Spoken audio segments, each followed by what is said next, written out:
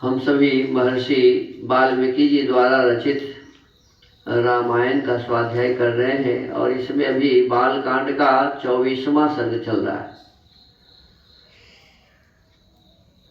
जब विश्वामित्र जी के साथ भगवान राम और लक्ष्मण जी विदा होते हैं तो सबसे पहले प्रथम रात्रि कहाँ बिताते हैं? सरयू नदी के दक्षिण तट पर। और फिर वहां से जब चलते हैं तो दूसरा दिन कहाँ बीतता है? सरयू नदी और गंगा नदी का जो संगम है, जहाँ दोनों मिलते हैं, वहीं पर एक आश्रम है। किनका आश्रम था? शिव जी का, जहाँ शिव जी मन को एकाग्र करके तपस्या करते हैं। देखो साफ साफ इसमें लिखा है कि मन को एकाग्र करके शिव जी तपस्या करते हैं। तो मन किसका होता है जी?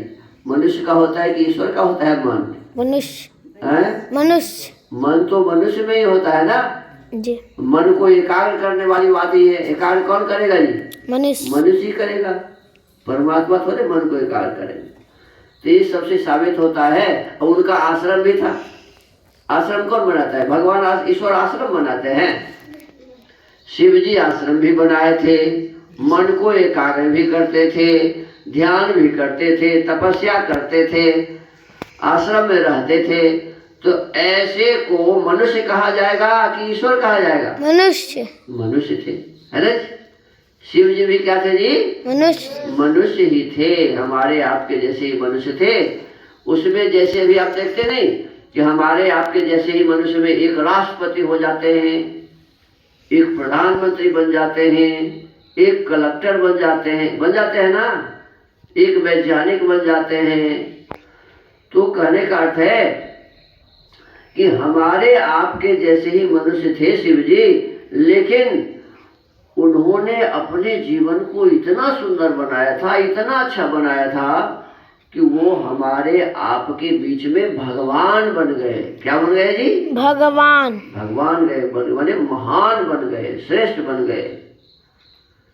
ऐसे ही भगवान राम ने अपने जीवन को ऊंचा उठाया, भगवान कृष्ण ने अपने जीवन को ऊंचा उठाया। तो हमारे आपके बीच में जो रहने वाले लोग हैं ना, ऐसे ही उठे हुए व्यक्ति को क्या कह देते हैं? ईश्वर कह देते हैं, भगवान कह देते हैं। उनकी गलती है, लेकिन उत्साह में ऐसा वो लोग कह देते हैं। अब कई आदमी इंदिरा गांधी को दुर्गा बताते हैं। इंदिरा गांधी जवाहरलाल जी की बेटी थी, हमारे देश की प्रधानमंत्री बनी, और प्रधानमंत्री की कुर्सी पर रहते हुए ही उनका देहावसान हो गया, कोई गोली मार दिया। तो उसके बाद उनको दुर्गा का अवतार लोग कहने लगे। ऐसे बहुत सारे लोग होते हैं। तो भगवान राम, कृष्ण और शंकर जी के बारे में भी यही स्थिति है। तो इसमें बताया कि उनके आश्रम में रहे, फिर वहां से संध्या हवन आदि करके विदा हुए। देखो ये भी बताया हुआ है कि वो सुबह में भी हवन करते थे, संध्या करते थे, गायत्री का जप करते थे, और शाम में भी जहाँ रुकते थे तो स्नान आदि करके संध्या हवन करते थे, गायत्री का जप करते थे। भगवान राम, लक्ष्मण और विश्वामित्र जी, अन्य जो भी ऋषि थे, सब ऐसा करते थे। तो हमको आपको भी ऐसा करना चाहिए। फिर वहां से चलते हैं नाव से। किससे चलते हैं? नाव से। और गंगा जी को पार करते हैं। बीच गंगा जी में जाकर के आवाज सुनते हैं। तो पूछते हैं कि गुरुजी किसका आवाज है? तो कहते हैं कि एक तरफ से सरयू की धारा आ रही है, दूसरी तरफ से गंगा की धारा आ रही है, और दोनों पानी जो आपस में टकराते हैं तो वो आवाज जो है वही आपको सुनाई दे रही है। ये भयंकर आवाज पानी के गड़गड़ाहट की है, पानी के टकराहट की है। फिर वहां से आगे बढ़ते हैं तो देखते हैं कि बहुत बड़ा एक जंगल है। क्या देखते हैं जी? बहुत बड़ा एक जंगल है। और इस जंगल के बारे में पूछते हैं कि ये क्या है?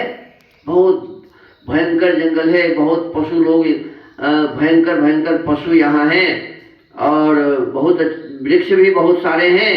तो ये क्या है? तो कहते हैं कि यह दो बहुत ही समृद्धशाली प्रदेश था। एक प्रदेश का नाम था मलद। क्या नाम था जी? मलद। मलद। और दूसरे जो प्रदेश यहाँ थे उसका नाम था करुष। मलद और करुष। अब ये मलद और करुष क्या है, इसकी कथा सुनाते हैं भगवान राम और लक्ष्मण को। कौन? विश्वामित्र। आचार्य विश्वामित्र जी, महर्षि विश्वामित्र जी कहते हैं कि एक बार ऐसा हुआ कि वृत्रासुर नाम के राक्षस को इंद्र ने मार डाला। क्या किया जी? इंद्र ने मार डाला। वृत्रासुर राक्षस को इंद्र ने मार डाला, वध कर दिया। और वो जो वध किया तो उसके शरीर में जितने मल थे, मल माने गंदगी, उसके शरीर में जितने मल थे वो सभी मल किस में आ गए? इंद्र में आ गए। इंद्र भगवान पूरे शरीर के, उनके गंदगी से इनका शरीर गंदा हो गया। अब देखो किसी को मारेगा तो उसके शरीर का गंदगी देह में लग जाएगा, लेकिन वो पूरा गंदगी लग गया। और दूसरी बात क्या हुई कि उनको भूख भी लग गई। किनको? इंद्र भगवान को। इंद्र भगवान को भूख भी लग गई। अब ये क्षुधा और गंदगी दोनों से परेशान है। अब क्या हुआ, तो जितने भी देवता हैं दौड़े दौड़े आए। ऋषि, उस समय जमाने के देवता ऋषि मुनि सब दौड़े आए और इंद्र जी को क्या किया, घड़ा में गंगा जल लेकर के उनके शरीर पर डालना शुरू किया। देखो लिखा हुआ है, कलशों में जो जल था गंगा जल, उससे नहलाना शुरू किया। अब इतना नहलाया, इतना नहलाया, इतना उनके ऊपर में जल डाला कि वो पूरा एक प्रदेश में फैल गया। और क्या फैल गया, तो जल जो उनके ऊपर में डाला तो इंद्र के देह में इतनी गंदगी लगी हुई थी कि ये पूरे क्षेत्र में वो गंदगी फैल गई। और जितने दूर में वो गंदगी फैली उस क्षेत्र का नाम क्या हो गया जी? मलद। क्या हो गया जी? मलद। अब भूख जो उनको लगा था ना, गंगाजल के देह पर डालने से उनके पेट में से भूख निकल गई। और भूख कहाँ चली गई जी? जितना दूर में भूख छा गया उस जगह का नाम हो गया मलद के पश्चात करुष। क्या हो गया जी? अच्छा, ऐसा भी होगा? बताओ, क्या ऐसा संभव है? दो तरह के काम होते हैं, एक संभव काम और एक असंभव काम। जो असंभव होता है वो कभी होता ही नहीं। जो असंभव कार्य होता है वो कभी होता ही नहीं। तो ये तो असंभव कार्य है। बताओ, सबसे पहले तो कितना मल रहा होगा उसके देह में, वृत्रासुर के देह में, जो सब मल, सब गंदगी ये इनके ऊपर में चढ़ गया। क्या नाम है? इंद्र के रूप में। और कितने घड़े जल लाए होंगे, कलश से नहाया ना जी। कितना घड़ा लाया होगा, कितना घड़ा जल इनके देह पर डाला और कि पूरा प्रदेश में फैल गया, पूरा प्रदेश ही हो गया मलद, है ना। इस प्रकार से ये सब बातें ये किसी गप्पी ने गप मारा है। क्या है जी? किसी गप्पी ने गप मारा है ना। जैसे एक गप है ना कि ऋषि थे अपने यहाँ, तो चुल्लू में ले लिए पूरे समुद्र। क्या ले लिए? पूरे समुद्र, पूरा समुद्र चुल्लू में ले लिया और सीधा पी गया। बताओ तो किसी के चुल्लू में पूरा समुद्र अटेगा क्या? हैं? ऋषि अगस्त, क्या नाम था? आगे वो भी कहानी इसी में मिलेगी, हैं? वो भी कहानी मिलेगी। तो ये हनुमान जी एक थे, दो बच्चे थे, तो बच्चे हनुमान क्या किया जी? सूर्य भगवान को खाए, पूरा सूर्य को खाए। बताओ, ये सब बातें है ना, गप है। क्या है जी? गप है। हाँ, लोगों ने गप मारा है और हम आप समझते हैं कि यही धर्म है। आप क्या समझते हैं? यही धर्म है। तो हमको आपको इसके संबंध में विशेष रूप से विचार करना चाहिए और विचार करके जो सही बात हो उसी को मानना चाहिए। जो गलत बातें हैं उसको मानने से क्या लाभ? गलत को गलत मानो, सही को सही मानो। अब आगे कहते इंद्र पूर्वत निर्मल हो गए। क्या हो गया जी? इंद्र पूर्वत निर्मल हो गए, उनके देह से सब मल निकल गया। तो वो प्रदेश कौन बन गया जी? मलद प्रदेश बन गया। और उनके शरीर से भूख निकल गई, क्षुधाहीन हो गए। अब तो वो क्षुधा कहाँ चला गया जी? करुष। उससे कौन जगह बन गया? करुष। तो मलद और करुष स्थान ही ये पूरा जंगल है। कहते ये दो जनपद, कहते तब उन्होंने प्रसन्न होकर इस देश को यह उत्तम वर प्रदान किया। ये दो जनपद लोक में मलद और करुष नाम से विख्यात होंगे। मेरे अंग जनित मल को धारण करने वाले, माने वो जगह क्या है जी? इंद्र के शरीर में जो मल था उसको धारण करने वाला था, हैं? ये दोनों देश बड़े समृद्धशाली होंगे।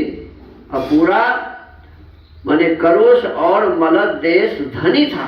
समृद्धशाली माने सब प्रकार के धन धान्यों से। तो बताओ इंद्र के देह का मल गिरा कि उनके देह में कोई विशेषता रही सो गिरा? मल गिरा, मल थोड़े गिरेगा।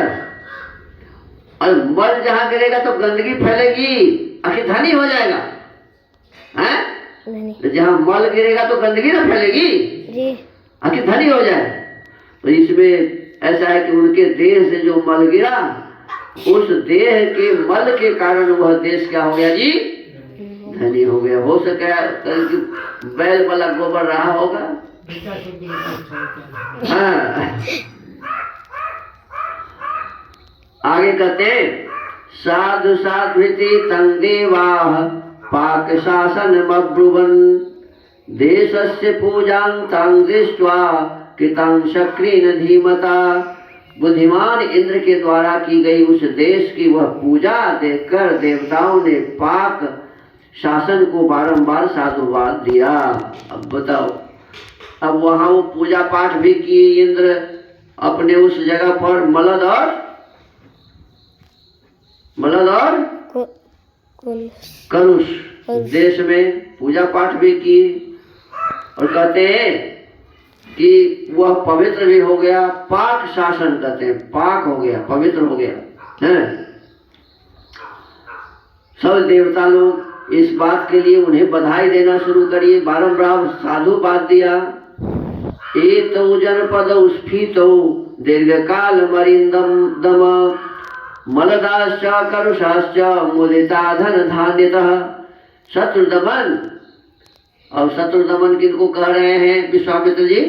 राम जी को और लक्ष्मण जी को। कहते शत्रुदमन, मलद और करुष ये दोनों जनपद दीर्घ काल तक समृद्धशाली, धन धान्य से संपन्न तथा सुखी रहे हैं।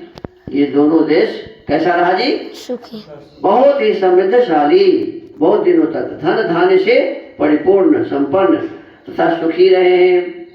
कस्यचित्त्वाथ कालस्य यक्षिणी कामरूपिणी बलं नागसहस्रस्य धारयन्ती तदाह्यभूत। कुछ काल के अनंतर यहाँ इच्छा अनुसार रूप धारण करने वाली एक यक्षिणी आई। अब देखो बहुत दिनों तक धन धान से युक्त था, अब कौन आ गई? वहाँ एक यक्षिणी, राक्षसनी, जो बिगाड़ करने वाली होती है। यक्षिणी आई जो अपने शरीर में 1000 हाथियों का बल धारण करती है। बताओ राक्षसनी भी कैसी थी जी? एक हाथी कभी देखे आप लोग जी? कितना बड़ा होता है देखो, और वो एक होता है। वैसा 1000 हाथी होगा, उतना बल उसके पास था। तो शरीर भी तो वैसा ही रहा होगा ना जी? 1000 हाथी को मिला दो तो कितना दूर में अटेगा? 1000 हाथी को मिलाओगे तो कम से कम 200 कोस तो होना चाहिए।